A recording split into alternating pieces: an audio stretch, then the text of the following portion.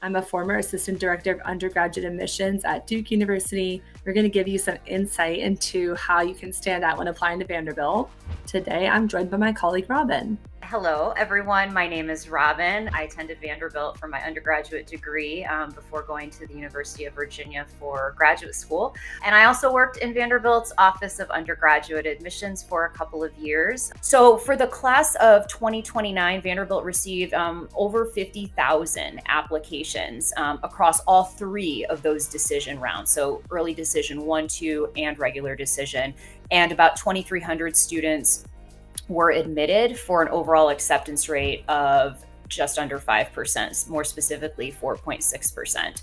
Vanderbilt is test optional at least through the 2026-2027 admission cycle.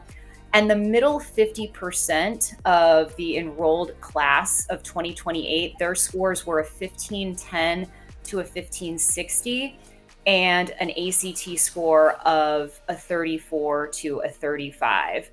And because this often comes up when we're discussing Vanderbilt, people often want to know the admission statistics for each one of the 4 undergraduate schools, because there is some variation there, but you have to remember that each school receives a very different number of applications. I won't say there's a preference that you should go ED1 or ED2 or that Vanderbilt prefers students that way, but I will say that there's a statistical advantage like there is at a lot of schools. I often see ED2 being even more selective than ED1 because they also have to contend with the fact that they still have slews of regular decision applications that they need to get through as well. And a unique aspect of Vanderbilt is the Immersion Vanderbilt program, which is an experiential program and a degree requirement for all undergraduate students. So when we're thinking about how can students demonstrate that the Immersion Vanderbilt requirement is a good fit for them when they're applying to Vanderbilt, I would say that, for a program like that, a lot of admissions officers are going to really appreciate if you have taken initiative or pursued original ideas or projects, on your own, right, outside of the classroom. And how have you increased your engagement or increased your learning within those projects? And so when you're looking at supplemental essays and you see things like at Vanderbilt, dare to grow, that's in their supplemental essay, that's their motto, dare to grow. The Immersion Vanderbilt program directly aligns with that, right? They're looking for people that are willing to step out of their comfort zone, create something original, start something new, and take a risk in a unique way. So for this particular prompt, the whole concept being dare to grow, that's a key point, right? And then identity, culture, or background, and your personal growth, those are all key words.